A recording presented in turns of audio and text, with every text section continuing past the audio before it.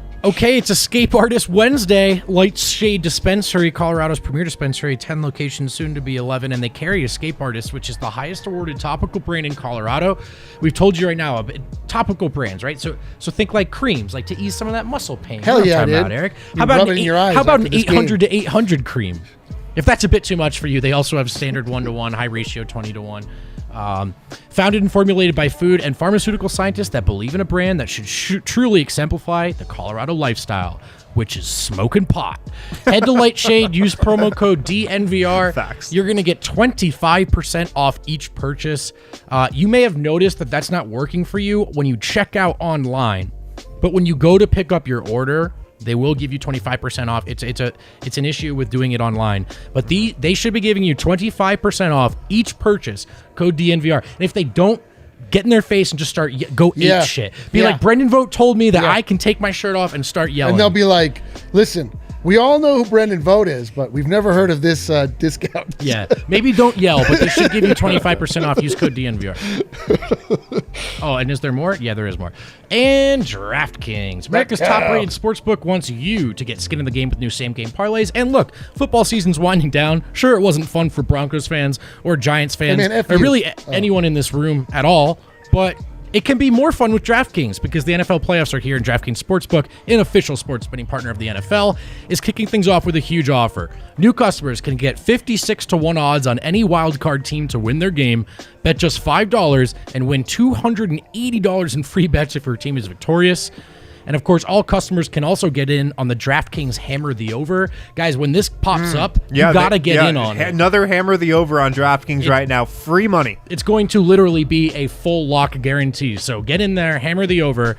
For every 5,000 bettors who take the over, the point total will lower by half a point. So get in there. It should be pretty low. Download the DraftKings Sportsbook app now. Use promo code DNVR. Get 56-to-1 odds on any NFL team. Bet just $5, win $280 in free bets if your team wins. That's promo code DNVR. This wildcard weekend at DraftKings Sportsbook, an official sports betting partner of the NFL. Must be 21 or older. Colorado only. New customers only. Restrictions apply. See DraftKings.com/sportsbook for details. Gambling problem? Call 1-800-522-4700. The one bet I like tonight, Facu Campazzo over 0.5 blocks. Got it. He got one. He's now third on the Nuggets in blocks. That's not good. Jokic has 27. Gordon has 22. Facu has 19. That is actually wild. That's a wild one. All right. Without further ado, let's bring on Adam Mares here straight from the Nuggets post-game Zooms. Any chance we can just bring on Adam and bring ourselves off? Yeah. End the show with it. Hey, man. How's it going? Yeah. Oh, my God, you guys. All I know is when I was there hosting the show, the Nuggets never blew a 25-point lead. That can't be true. That can't Never be true. happened. That's every game. It was like a 38-point lead. Yeah. Guys, this one sucked. I don't know what else to say. It sucked. I'm sure you guys have talked about it, but my God, this in a season full of just like pain and disappointment, this one just it's right up there. It's right up there. Afterwards, Michael Malone will get you over. Only Malone and Jokic spoke, by the way. They cut that off really quickly. I don't think they were in the mood to talk too much. Everybody Malone, else was planning where they're going out tonight, probably. According to Michael Malone, yes, he says in today's NBA, a lot of guys are more, when they come to LA, they're more concerned about where they're headed and their mind's not in the game. I will say Malone was interesting tonight because he was really frustrated, and he started the press conference by taking the blame, just saying, this is a trend with us. Obviously, if this keeps happening, like I have to look in the mirror and blame myself. But he also spent a lot of this game sort of making like his temper was clearly flared up. So he made a couple little comments here and there, that being one of them, about guys wanting to go out in LA tonight. But he said, I'll just get into some of these quotes. He said, if you can't get the ball to Nikola Jokic, then you have a problem, which I would agree with. The team really can't do that, and their entire offense shuts down. He said losses like this one keep him up for weeks, which I believe. I believe that's true.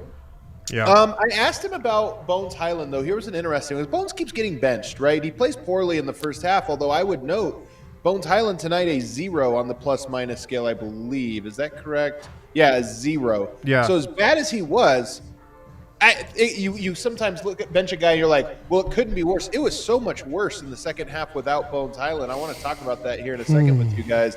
But he said the trend was in Oklahoma City, he actually requested to come out. He said he just doesn't have his legs tonight. If you recall, he was in protocols but then cleared, so he flew in commercial. So he said that one at least was Bones saying, hey, coach, don't put me in. But tonight he said, the shot wasn't falling for him. And if the shot's not going to fall every night, which it's not going to, then you've got to help your team out, especially on the defensive end. So he felt defensively that, that was the issue for Bones Highland. Yeah, 2 straight games Bones has been benched in now. It happened in 2 straight games. And Davon Reed got more minutes tonight, and James Ennis wasn't in the second half for defense too.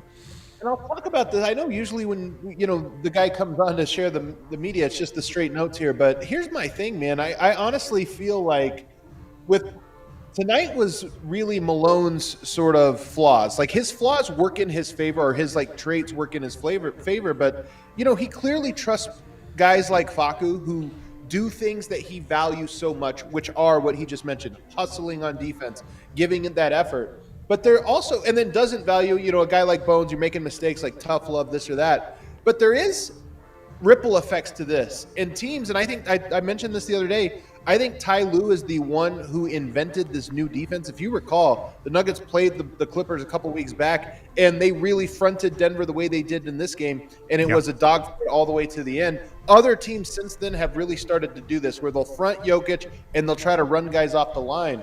And when teams start to do this, you really have to punish them. Like, whatever the other flaws are, you have to be able to punish them from the three-point line.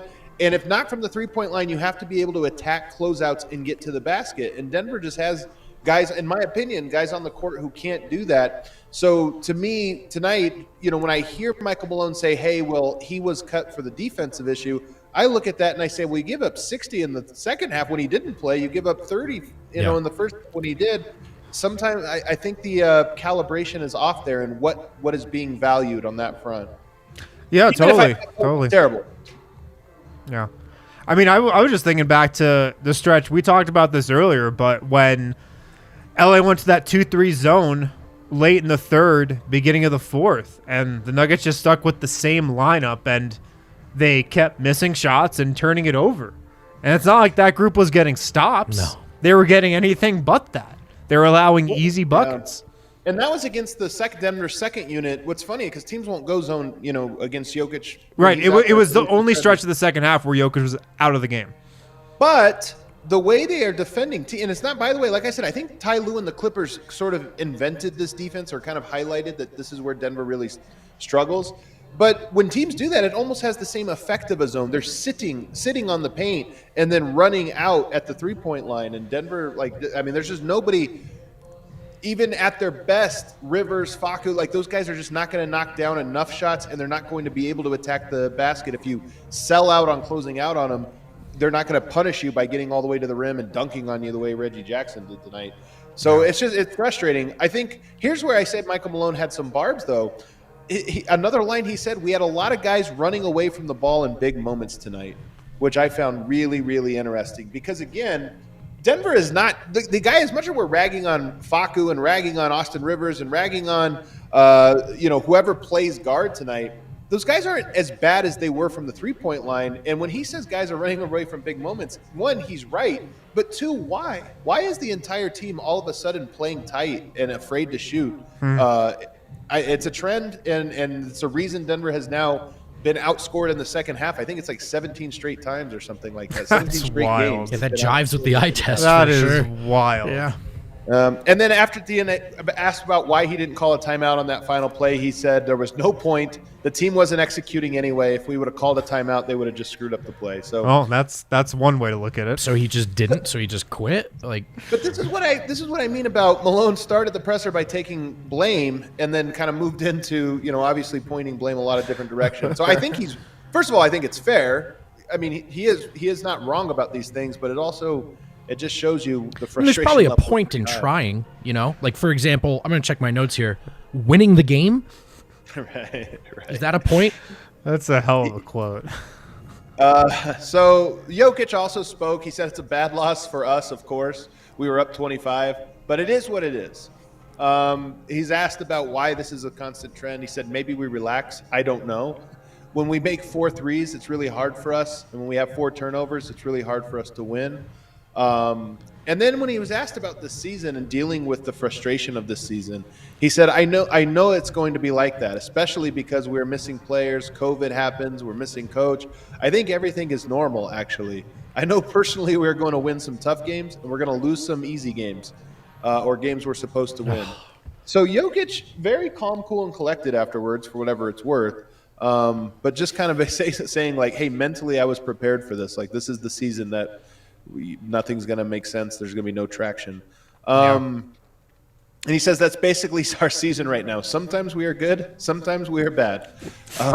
Remember Jokic's quote on Media Day, I think? Somebody asked him, like, how do you feel coming into this season about the team? And he's like, we might be good. We might be bad. I might be really good. I might be bad. I don't know. Yeah. Unbelievable. Yeah. Might be his best season. Might be his worst. We don't know. Who's to say? Yeah. He did credit Ty Lue. He said their coaches did a really good job offensively and defensively. They made some tough shots and they made some easy shots down the stretch. But he credited their scheme with complicating things and mucking it up. So, yeah, teams are going to keep throwing that scheme at the Nuggets until Denver proves it can beat it and beat a good team. While that team's throwing, I mean, the Nuggets' best wins as of late are over the Kings and the Rockets, you know. I just keep coming back to, I mean, I know all of our takes right now are going to be a little frustrating. I mean, look, first of all, to your point here, Harrison, the Nuggets don't have a good win. If you kind of just go through, they don't have a good win since the Miami game at Miami. I think that was a good win, even though they were without Jimmy Butler. That was on November 29th. You know, since then they beat the Knicks, who are not very good. They beat the New Orleans, who's not very good. San Antonio, Washington, Atlanta, the Clippers previously. I think the Warriors win was probably a good one, even though they were down Draymond in that game. They get Houston, Sacramento, Oklahoma City. Like, none of these wins are really statement wins. You know, there's not really a statement win over the last month and a half or so. And to me, that's a little bit concerning. But more concerning to me is, we mentioned this the other day, Bones Highland, I think, needs to be a big part of this team. They just need a skill set. Like, I know he was terrible tonight, but they need what it is that he provides. And I'm worried that his basketball IQ looks to be getting worse. He has not looked good in that regard. And more importantly, his confidence, and not just his, but a lot of guys' confidence seems to be going the other way. And I look at that and I think this is a team that's very tight right now for whatever reason. Like, as in tightening up, you mean, you're saying? Yeah, I mean, tightening up. I mean, when you watch that game slipping away in the third quarter and then obviously in the fourth, I had no confidence that somebody was going to shoot them out of it. Maybe Jokic, but I didn't think hero Austin Rivers, this was what he needed. He's due any day now. I was like, nope, this is not changing. They're going to miss and miss and miss, and it's going to keep going this way. Adam, I have a question. The Nuggets went 4 of 33 in this game, and they closed with pretty much 3 guards, like in their big closing. What lineup would you have went with, or why do you think he went with those guys? I mean, there's no question that it was trust. I mean, if you look at who he went with, it was guys he trusts, right? It had almost nothing to do with did the pieces fit together. It's, I don't trust this guy. I don't trust that guy. I don't trust this guy. I'm going to go with just the guys that I feel the most, the most trust in. And unfortunately, while I understand that line of thinking, I think the roster knows who he trusts and who he does not. And the guys he does not trust are the guys they need desperately to make shots.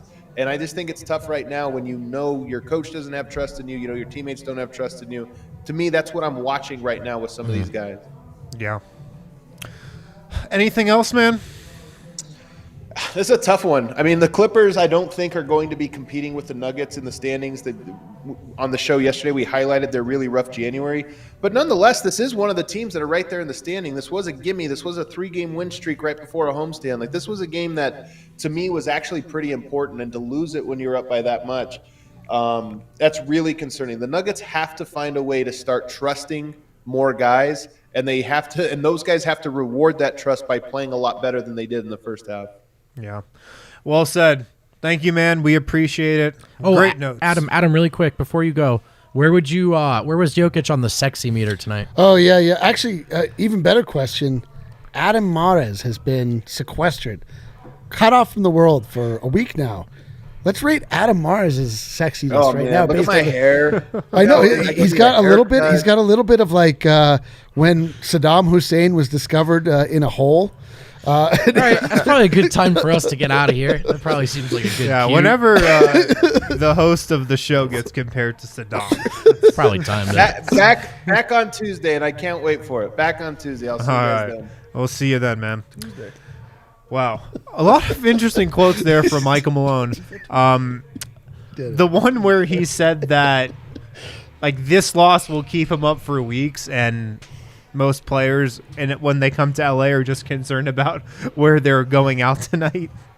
That's a classic one. I think what's going to stick with me is there was no point. Right. I mean, why would I call a timeout just because we can't execute tonight? I mean, we all feel the same way about tonight. And look, some people say like you guys aren't very critical of Malone. I have been very outwardly and publicly defensive of Malone. Just tonight was just not very good. Dude, tonight was just we are or are not whatever people want or don't want. I know. We don't ever talk about. No, I'm just saying. Like, criticize I'm just saying. Bart. I said all that to say, like, I'm not all of a sudden switching my brand to like he's horrible, but just tonight was just so bad, and that quote is so bad. Yeah. That it's like, it's the worst. Like, you're like, who cares? Yeah. Meanwhile, we do. We have to fucking talk about this for an hour. Malone, you have to talk to Adam Mares for 5 minutes. We have to talk about what decisions you made or didn't make for an hour. That's the point. I don't think we want to talk about this game anymore. Should we get to a little around the association? There's we one. go. There's one we gotta hit. There we go. Let's start in Toronto, where there are no fans, but there is a mascot in the arena. The only fan in the building. Devin Booker does not like double teams in pickup, and he doesn't like mascots distracting him on free throws either. This is the softest clip in the history of the NBA. That Devin Booker, look at, he's raising his arm. Come on, bro. What the hell? Can you imagine? Hold on, they literally don't have fans? No, they don't have any fans right No. now. They literally just have a mascot. Why don't they have fans? Because COVID. of COVID. I did not pandemic. know that, for one. For two, Because it's Canada. I was trying to think about why he was so upset. And it's because he went 4 of 13 from the field. When you have a horrible game, you have to like go for something. Like you just have to have something to be upset about. Like he's seen hundreds of thousands of fans waving their hands and a mascot. I know. Like It's true. And he's deflecting. Like me, I've had a pretty bad show. So I went after Adam there at the end of it. Devin Booker was so upset. in that clip. It's hilarious. Booker looks like he It's just got hilarious. like cheap shotted by Yeah. Markieff Morris or something. Like, he's throwing a fit because a stupid so little bad. raptor mascot is jumping around behind the hoop. You know how like like snitch taggers on Twitter and stuff will always be like, oh, you're gonna call them soft, but like you're a blogger. This is one time I feel I have my 2 legs firm on the ground. Yeah. That is soft. That's the That is softest. so soft. That's the softest thing I've And ever then seen in my the time. double team thing. Yeah. Devin Booker, Yeah. do you like to play? We're just trying to work on our games tonight, bro. We're not trying to look at mascots. Oh man. Thousands of people screaming and banging noise sticks, part of the game. Yeah. One mascot dressed as a dinosaur. Get this dude out! Devin Booker just gets more upset about a mascot jumping around than losing a game, I'm sure. That's hilarious. In Washington tonight, the Wizards beat the Thunder, but we've got some drama. Uh-oh. I believe it was Montrezl Harrell and Kentavious Caldwell-Pope. They got into a fight, apparently, with each other in the locker room. About who is the worst Laker? I saw. I don't know who reported it, guys. So I wish I could attribute it, but I did see an excerpt. Apparently, they both swung and neither landed. That's the least surprising news of the Is night. it possible? Is it possible the Thunder mascot walked by in the locker room, enraging them both, and they're actually both mad at the mascot, but took it out on one another? Is that possible? That no, it's could a be whole it. different team. But KCP probably just realized he's probably on probation. There's no reason to punch. Okay. Guys, the Warriors lost to the Grizzlies. I feel like Steph Curry's losing a little bit of a grasp on the MVP here, which it felt like he had locked up a couple weeks ago. But Klay Thompson looked pretty solid again. That's awesome. So, But they lost. Good for Clyde. Steph went 2 of 9 from 3-point. That's what I'm saying. Like, He is starting like to come his down to MVP earth is a little slipping bit. away a little bit. The Grizzlies just don't lose. They don't lose anymore. They also beat all of the good teams. yeah. They win all those Nuggets games. don't have a lot of great wins. The Grizzlies have a lot of really good a wins. lot of good ones. Let's see. New Orleans beat Minnesota. What? Yeah, But Minnesota That is- was good. That is a good one. Like Brandon Ingram had a nice night. He had a game winner. He had a Oh, buzzer. game winner. He had a deep buzzer beater. Another former Laker Oh, yeah. in the news. A legit buzzer beater. Yeah. Chicago blew out the Pistons. Dude, no, My they didn't blow out Lord. the Pistons. They blew out the Say that goddamn score. Pistons. Say the score, Win. man. 133 to 87. Sheesh. They won by more points than the Clippers scored in the first half Yeah. before winning their game. Oh, man. That is And that's it. We do have one more clip from the Nuggets game that I want to get to. I did send it to Kale a little while ago if he could bring it up. So Marcus Morris cheap shot at Austin Rivers in this game. Least surprising thing that happened tonight. Yeah. Less surprising than the Nuggets blowing a 25-point lead. Look at Jokic stare down Marcus Morris here. Like, Jokic was ready to start some shit Yeah, that's a guy that's like, don't look this way. if that like leveled up to anything Don't else. you even dare look this way, Yeah. because I'll come over there. That was that type of. That's like walk-off. when the parent is glaring their child down from the other side of the room. It's like, don't you dare start something right now. Jokic is like, I dare you to come here and Yeah. turn your back. Yeah. So that was a fun. Man, this tonight sucks. Yeah. Do you Let's guys go want rewatch it, huh? Do you guys want to go fight each other physically to just try and get some of these bad feelings out? I want to go get mad at a mascot. Yeah. Let's hit the Super super chats. chats. Fight Thank the you very first guy much, in a Kale. I dinosaur almost forgot. costume. We've got David coming in here. Where is Facu in post-game show? Is Malone not coaching this? Because he said the Facu should be here because if Malone was coaching this, he would have put Facu on the postgame show. That's the joke. But it's Yeah. a joke about. Yeah, we he did. led talking about Facu, but yeah. We would have started He's- Facu over Adam, probably. He's just saying, why is Facu not on the set? Right. If we're talking about guys I'm excited for Malone this next trusts, Facu would be on the show This next one looks fun. 24 hours a day, 7 days a week. Let's see here. Hit us with it. David Roth. As long as you are introducing Homoeroticism homoeroticism into to your brand, you should probably rank the hottest Nuggets First 1 off, through 15. let me field this. No, Eric, don't. We're not introducing homoeroticism. We are reprising it. It has long been part of our brand. Nail Farm if you- Corner again, is if the people are- foundation if of what people we are do here. jumping into the show late, Michael Malone pregame said Nikola Jokic is not sexy. He is very sexy. So Before I knew Vogt, all I knew him as was a guy on Twitter that talked about men's calves. This is not something new for us. We've been here. Where have you been? By the way, on that note, winter is rough for me. Everyone's covered up. Oh, Depressing. sorry, bro. Yeah. Sorry, bro. Oh man, all right, let's move on. Not Kodak. Not Kodak. David, can you all create a channel that plays the 5 games Jokic scored 8 in games, American David. quarter? We're all healthy and run it Yes. 24/7. I would I love actually to. think it was only 5 because Murray missed some of those games. Yeah, that's right. But The 8 Smuggets but that, Network. there was 8 Right. beautiful games. There Even was. without Murray, things were beautiful. The Smuggets were born. The curse was born also. It was the beginning of our demise, but I've Chase never Center been curse. happier. Yeah. Chase it all back to the. I would watch that channel. Oh, my God, yes. I would watch that channel. Brad Cooley. Who is to blame for us continually blowing leads? All of them. Coaching, The Nuggets. players, combination. I All just of them. don't get how you can be an NBA coach player and have this happen so damn consistently. I don't get it either, Brad.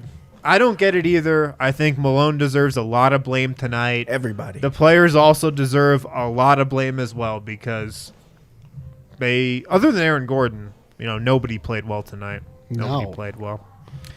Do we have one more? Is that it? One more. One more super chat from Sean Ingram. Yeah. The sexy meter and some light shade dispensary products have improved my evening dramatically Hell after yeah, being dude. filled with rage. Cheers, lads. That's why what we're here. that man started off cold fish stew. You know where he ended up? Hot trot. Hot to trot.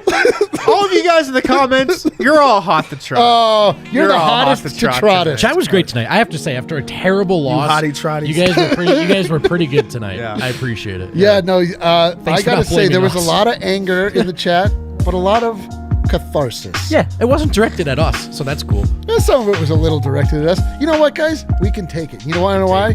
Because we're here for you. And we're here for two reasons. To watch the Denver Nuggets and to put homoerotic graphics on That's the right, screen. baby. I was a little worried about what the second one was Me going to too. be. Okay, that seems like a good note to end on. Thank you guys for watching tonight. Thanks for sticking with us even after the worst of the worst losses this season. Let's freaking go. Yeah, we'll be back with another episode tomorrow. Talk to you guys then.